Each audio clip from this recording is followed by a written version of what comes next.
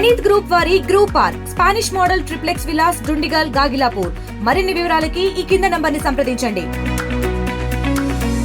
సరే, ఈ మధ్యకాలంలో శ్రీ విష్ణు తన సినిమాల్లో డైలాగ్స్ బాగా వైరల్ అవుతున్నాయి సోషల్ మీడియాలో. దాని గురించి ఆయన అడిగినప్పుడు కూడా ఆయన సాంస్క్రిట్ నేను ఇప్పుడు మీకు నేర్పించలేను, అది సాంస్క్రిట్ అని చెప్పేసి కూడా ఆయన చెప్పడం జరిగింది. అయితే ఇప్పుడు సింగిల్ ట్రైలర్లో కూడా కొంతమందిని రోస్ట్ చేసినట్టుగా అనిపించింది. సో దానికి సంబంధించి ఆయన క్షమాపణ కూడా చెప్పారు. ఎస్పెషల్లీ కన్నప్ప టీంకి శివయ్య అంటూ కూడా ఆయన చెప్పడం, ఇంకా చాలామంది ఈవెన్ బాలబాబు గారి డైలాగు, ఇవన్నీ కూడా కొంచెం రోస్టింగ్ అనిపించింది. అల్లు అరవింద్ గారి డాన్స్ కానీ. సో ఏమంటారు, ఇటువంటివి అసలు ఇండస్ట్రీ ఎట్లా తీసుకుంటుంది? కన్నప్ప టీం నిజంగానే హర్ట్ అయ్యారా? సో విష్ణు రియాక్షన్ అంటే నిజానికి వాళ్ళు హర్ట్ అయింది ఈయన శివయ్య అని అరిచినందుకు కాదు. అందులో వాళ్ళు రిలీజ్ చేసినటువంటి ట్రైలరు టీజరు దానిలో చివరిలో ఒక డైలాగ్ ఉంది, అది మంతు గుడిసిపోయినట్టు అనే మాట వాడారు. అది ఇబ్బంది కదా, అంటే వెర్బల్గా ఇబ్బంది అది. ఇప్పుడు మీరు శివయ్య అన్నారు, ఓకే, అది ప్రమోషన్ కోసం అనుకుంటారు వాళ్ళు కూడా. సరే, మన సినిమాని అవతల సినిమా వాళ్ళు ప్రమోట్ చేస్తున్నారు అనుకుని బాబు థ్యాంక్ యూ అని చెప్పచ్చు ఆయన. కానీ చెప్పే పరిస్థితి లేదు.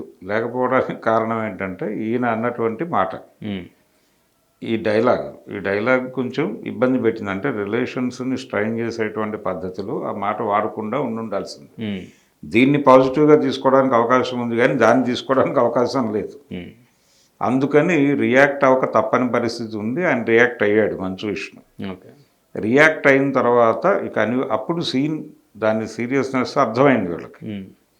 అర్థమైన తర్వాత ఇప్పుడు మంచు లక్ష్మి గారిని ఇమిటేట్ చేస్తూ చాలామంది మాట్లాడుతున్న సందర్భంలో కొంచెం రెడిక్యూల్ చేస్తున్నప్పటికీ ఆవిడ వాళ్ళతో ఫోన్ చేసి వాళ్ళ నెంబర్లు సంపాదించి వాళ్ళకి ఫోన్ చేసి అభినందించిన సందర్భాలు కూడా ఉన్నాయి. బెదవాడ బేబక్కాయలంటే ఒక మహిళని మనం చూసాం అవన్నీ.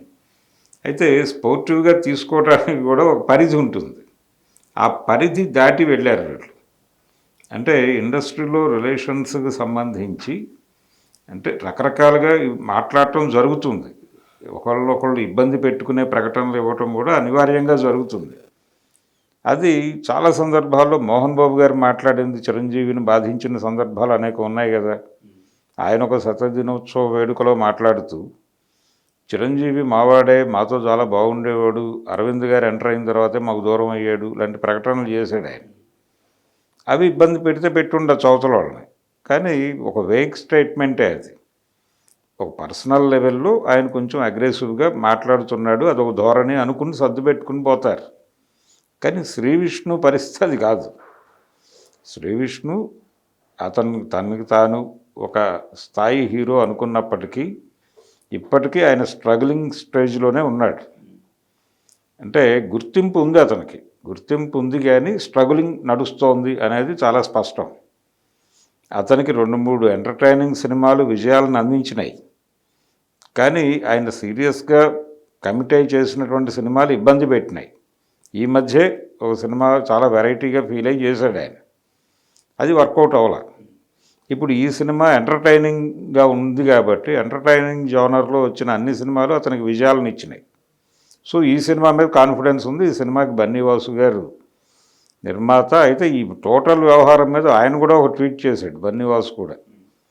చాలా మాట్లాడాలని ఉంది కానీ మాట్లాడే పరిస్థితులు లేవు కాబట్టి మాట్లాడను అని ఆయన జరిగినది తప్పు రైటు అనేది ఎటు స్టాండ్ తీసుకోకుండా ఒక తటస్థపు ట్వీట్ చేశాడు ఆయన. సరే, అదొక ధోరణి. అంటే వీళ్ళు వాంటెడ్గానే మాట్లాడారు అనేది అర్థమవుతుంది. ఇప్పుడు సారీ చెప్పారు. ఇది 2 సినిమాలకి ప్రమోషన్గా ఉపయోగపడుతోంది. ఇప్పుడు కన్నప్ప గురించి జనం మాట్లాడుకుంటున్నారు, సింగిల్ గురించి మాట్లాడుకుంటున్నారు. ఇది మంచిదే అనుకుంటున్నారు అందరూ. ఈయన సారీ చెప్పటము, ఈ వ్యవహారం అంతా. మనం కూడా ఎక్కడా వెనక్కి తగ్గలేదు, మనం కూడా గట్టిగానే నిలబడున్నామని టీం అనుకుంటోంది. ఏది సింగిల్ టీం. అందుకని టోటల్గా అది శ్రీ విష్ణు తాలూకా ఎపిసోడ్గా మార్చారు. శ్రీ విష్ణు వర్సెస్ మంచు విష్ణుగా మార్చారు సీన్ని. ఈయన సారీ చెప్పాడు కాబట్టి ఇప్పుడు అది డిస్ప్యూట్ అయిపోయింది. కానీ వీడియోలు అలాగే ఉన్నాయి. ఈవెన్ మూవీలో కూడా ఉంటుందంటారా? మూవీలో డెఫినెట్గా కట్ చేయొచ్చు. ఎందుకంటే ఇప్పుడు ఆల్రెడీ కాంట్రవర్సీ నడుస్తోంది కాబట్టి ఇప్పుడు దీని మీద ఎందుకు దాని సినిమాలో పొడిగించటం వలన ప్రయోజనం ఉండదు అనేది వాళ్ళకి తెలుసు. కానీ అంటే సినిమా మొత్తం కూడా అంటే స్టార్ హీరోస్ మీద ఎట్లానే ఫోకస్ చేసినట్టు కొంచెం అంటే స్పూఫ్ చేయొచ్చు, తప్పేం లేదు దానిలో. ఎన్ని సినిమాల్లో ఎంతమందిని స్పూఫ్ చేస్తూ నడవలేదు. నాగేశ్వరరావు గారిని ఇమిటేట్ చేస్తూ సన్నివేశాలు కల్పించిన సందర్భాలు ఉన్నాయి కదా. రామారావు గారిని ఇమిటేట్ చేస్తూ డైలాగులు చెప్పిన, ఈవెన్ అంటే చిరంజీవి గారు రామారావు స్టైల్లో డైలాగ్ చెప్పిన సన్నివేశం కూడా ఓ సినిమాలో నడిచింది, మనం చూసాం. ఇవన్నీ ఎక్కడ ఇబ్బంది పెడతాయి? అది సరదాగా ఉన్నంత వరకు ఓకే. వాళ్ళని రెడిక్యూల్ చేసే వైపు వెళ్తున్నప్పుడే ఇబ్బంది.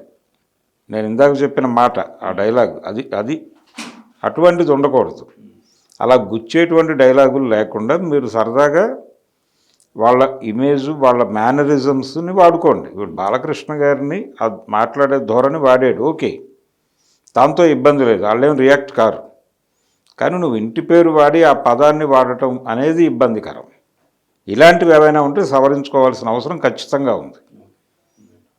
ఈవెన్ ఆ డైలాగ్స్ గురించి అడిగినప్పుడు కూడా ఆయన సాంస్క్రిట్ అని చెప్పడం కూడా దాని గురించి కూడా చాలామంది మాట్లాడుతారు. తప్పది. అంటే పర్టికులర్గా ఒకళ్ళని కేంద్రీకరించి ఆర్గ్యూ చేయటము, లేకపోతే వాళ్ళని ఇబ్బంది పెట్టే పద్ధతులు. క్రిటిసిజం వేరు, కానీ తిట్టడం వేరు. ఇది తిట్టడం కిందకు వస్తుంది, అది తప్పు.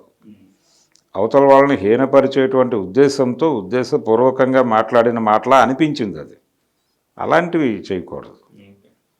సరదాగా వాళ్ళ డైలాగ్ చెప్పే పద్ధతిని ఇమిటేట్ చేయండి. మోహన్ బాబు గారు డైలాగ్ చెప్పే పద్ధతిని ఇమిటేట్ చేయండి, తప్పేం లేదు దానిలో. మోహన్ బాబు చేసి జనాలకు విపరీతంగా కనెక్ట్ అయిన క్యారెక్టర్ని పట్టుకుని ఏదైనా చేయండి, ఒక స్పూఫ్ చేయండి, ఎవరు కాదండరు.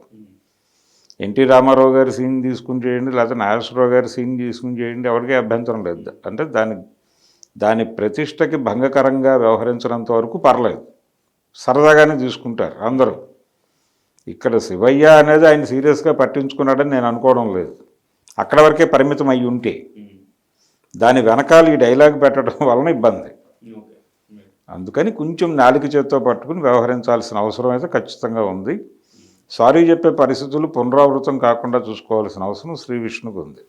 అంటే ఈ మధ్యకాలంలో శ్రీ విష్ణువి సోషల్ మీడియాలో, ఇన్స్టాగ్రామ్ రీల్స్లో కానీ వైరల్ అయినవి కొంచెం ఆ బూతులు కొంచెం మాట్లాడడం, కొంచెం అర్థం కానట్టు, సెన్సార్కి దొరకకుండా ఆడియన్స్కి అర్థమయ్యేలాగా. ఇప్పుడు సెన్సార్ కూడా అర్థమైనప్పటికీ ట్రెండ్ అలా నడుస్తోంది, బయట వ్యవహార శైలి అలాగే ఉంది కాబట్టి అనేటువంటి ఆర్గ్యుమెంట్కి తలవొగ్గి వదిలేస్తున్నటువంటి సందర్భాలు అనేక ఉన్నాయి.